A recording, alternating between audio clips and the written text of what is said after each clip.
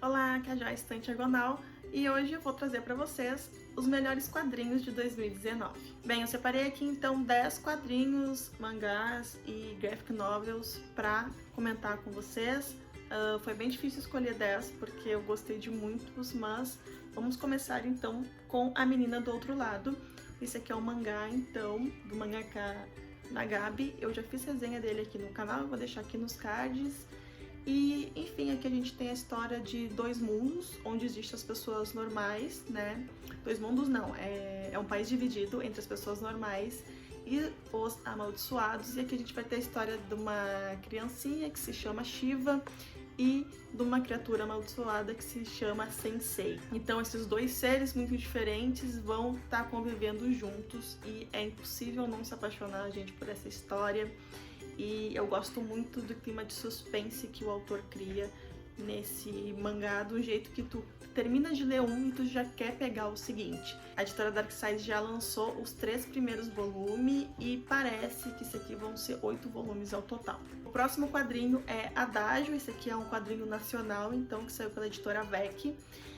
Gente, essa história é simplesmente incrível, porque ela fala muito sobre esse uso exagerado que a gente tem das redes sociais, da tecnologia, e aqui vai fazer umas certas metáforas sobre algumas doenças psicológicas, então eu achei isso muito interessante. E aqui nesse mundo de Adágio, o Adágio na verdade é um aplicativo onde os usuários conseguem colocar os seus sonhos dentro desse aplicativo e as pessoas podem assistir os sonhos dos outros. E por algum motivo a protagonista desse livro aqui, ela vai ter pesadelos e isso vai fazer com que ela bombe nessa rede social. E aos poucos a gente vai entendendo por que ela tem pesadelos e por que esses pesadelos dela são tão populares e são tão ruins para ela. Gente, é simplesmente incrível, é um quadrinho bem fininho, é um quadrinho nacional, então eu recomendo bastante. A outra graphic novel foi uma surpresa pra mim, que é a história de Joe Shuster. Joe Shuster, então, foi um dos criadores do Superman, e depois que eu li essa graphic novel, eu simplesmente passei a ter mais empatia sobre o Superman, porque ele nunca foi um super-herói que me chamou atenção. E depois de ler isso aqui, gente, é impossível tu não se apaixonar por essa história. Não é uma história totalmente feliz. A gente vai ver que o Joe Shuster e o outro criador, que eu não vou me lembrar o nome agora, eles foram muito injustiçados, sabe? E com certeza eles não ganharam nenhum décimo do que eles poderiam ter ganhado de dinheiro com a criação do Superman. Aqui também vai aparecer um pouco da história da Marvel ali, que estava meio que correndo paralelamente com o estúdio do Superman. A gente também vai ter um pouquinho da história de outros super-heróis que acabaram surgindo depois, como o Batman.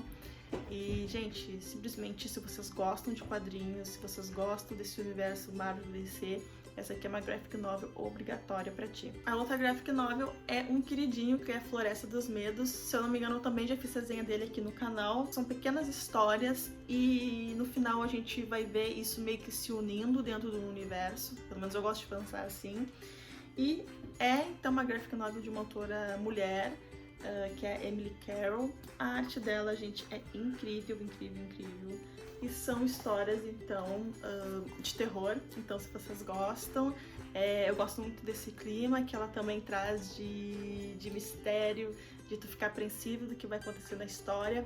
São histórias que vão te perturbar bastante, mas no final tu vai se apaixonar. É difícil falar sobre cada uma dessas histórias, mas eu simplesmente só posso dizer que eu recomendo muito e foi uma grata surpresa conhecer, e fiquei muito feliz da Darkside trazer essa graphic novel aqui numa edição tão linda. O outro quadrinho também é da Darkside, que é Lady Killer. Esse aqui é o primeiro volume, então, se eu não me engano, agora nesse primeiro semestre a Darkside vai lançar o próximo, né, que vai fechar essa série. Essa aqui também é um quadrinho ilustrado por uma quadrinista, né, mulher, que é a Joelle Jones, que esteve aqui na Comic Con. E aqui a gente vai ter, então, uma dona de casa dos anos 60, 70, por aí, que é uma serial killer.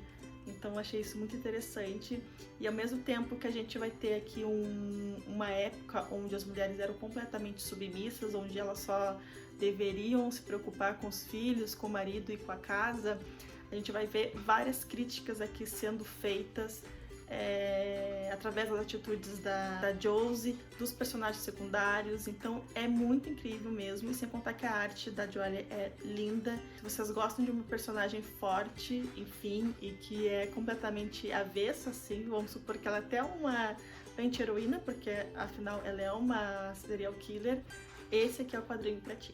O próximo quadrinho, gente, é o incrível Aurora na Sombra, gente, é até difícil eu falar sobre esse quadrinho, mas aqui a gente vai acompanhar a vida de alguns seres que viviam aí num corpo de uma menininha, tá?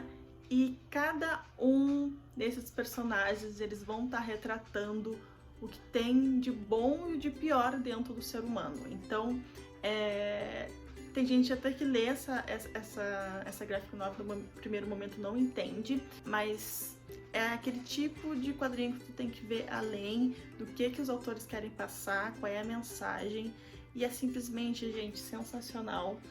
Aqui é impossível tu não ser fisgado pela história desde o início, porque tu quer entender quem são aqueles seres, o modo que eles vão construindo ali uma sociedade, né, após a morte dessa guriazinha, que tá aqui a mão dela. Não é spoiler, tá, gente? Acontece na primeira página.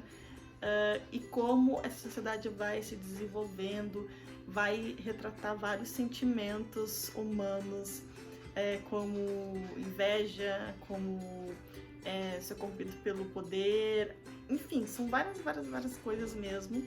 A outra graphic novel eu não tenho aqui a versão física, mas eu vou deixar ela aqui para vocês conferirem, que é Um Pedaço de Madeira e Aço, que saiu pela Pipoque Nanquim.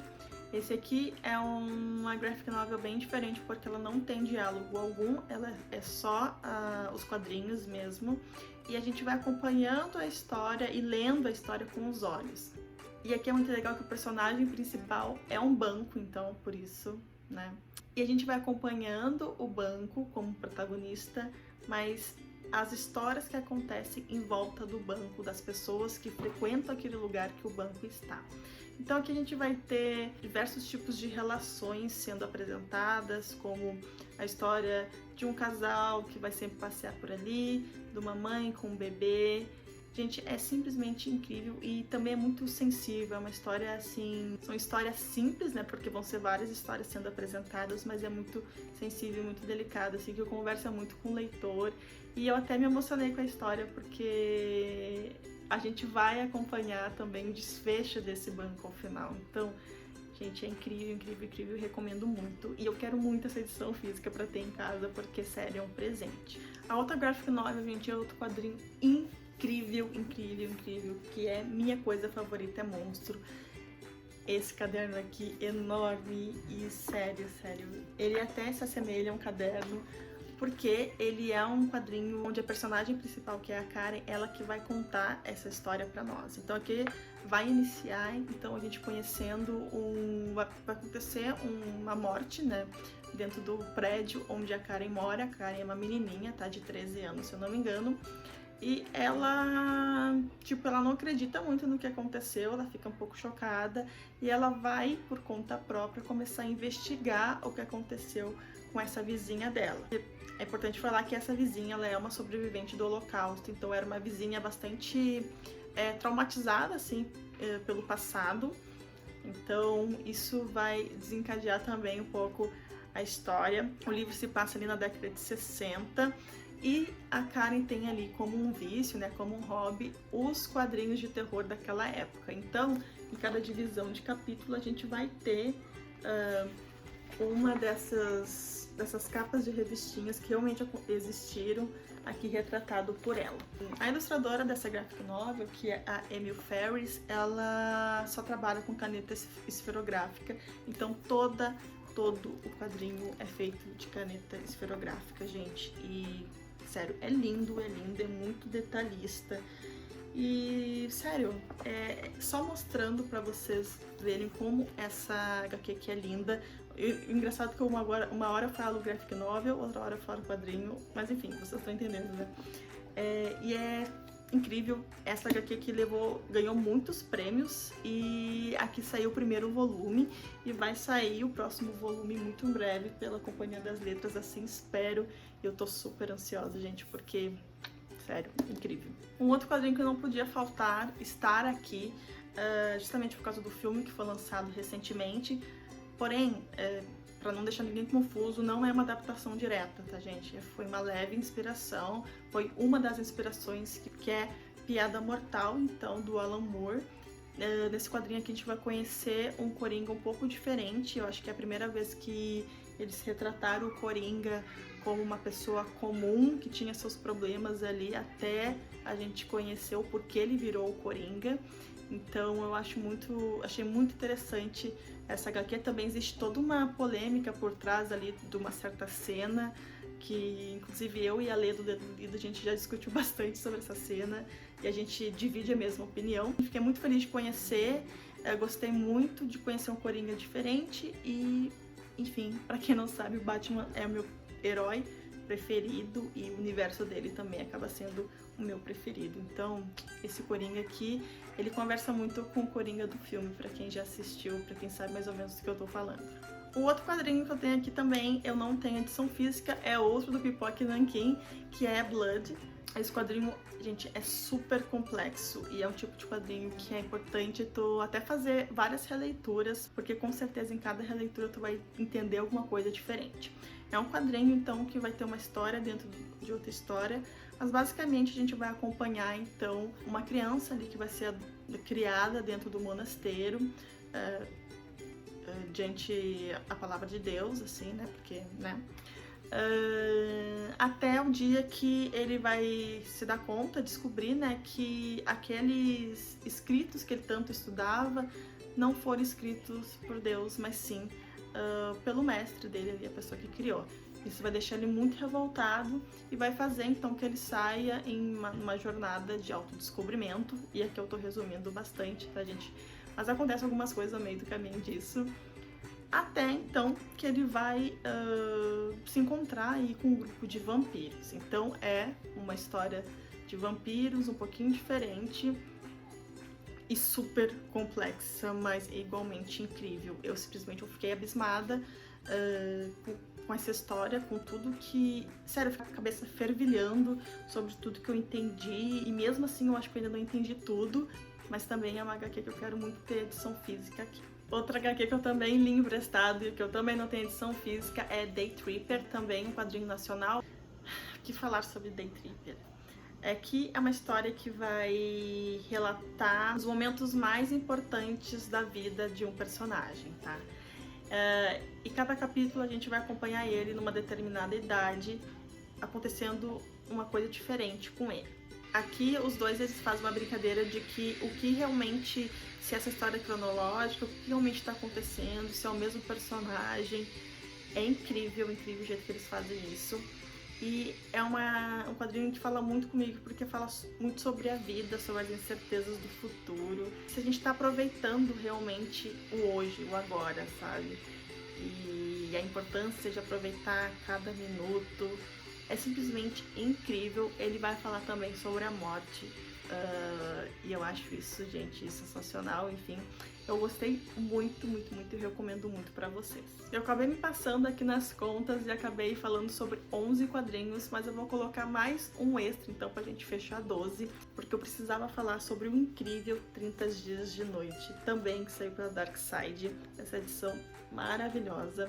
Muita gente conhece essa história, pelo menos uma das histórias que acontecem aqui, por causa de um filme que saiu, se eu não me engano, em 2010, agora não tenho certeza, mas o filme ele vai retratar então só o primeiro capítulo dessa graphic novel, gente. E aqui, pra quem gosta de vampiro, eu já falei sobre Blood, que também vai falar sobre vampiros, mas aqui a gente vai falar de um jeitinho mais visceral, vamos dizer assim, do jeito que a gente gosta que os vampiros sejam. E faz um tempo que eu não li histórias com vampiros, então eu fiquei muito feliz de revê-los então nos quadrinhos, e o jeito que eles são retratados, gente, é incrível. E a história também aqui é muito interessante. Aqui a gente vai acompanhar uma cidade, um vilarejo no Alasca, onde numa época do ano eles têm 30 dias de noite, tá? Então um grupo ali de vampiros, eles vão descobrir isso e vão se aproveitar disso, porque enfim, aqui os vampiros eles não podem ter contato com o sol, né? E eles vão aproveitar ali que esse vilarejo é um lugar super isolado e vão fazer uma matança ali. Então a gente vai acompanhar um grupo de sobreviventes, então é muito legal, tem muita ação, muito sangue. Então se vocês gostam desse tipo de quadrinho, de graphic novel, e tá incrível a edição também, recomendo muito pra vocês. Então é isso, esses foram os melhores quadrinhos que eu li em 2019. Espero que 2020 seja um ano com mais leituras incríveis ainda. Eu ando me abrindo mais para esse tipo de leitura e eu ando me identificando bastante. Então, se vocês têm algum quadrinho para me indicar, deixa aqui nos comentários. Se inscreve no canal se você não é inscrito, isso me ajuda demais. E a gente se vê então no próximo vídeo. Tchau!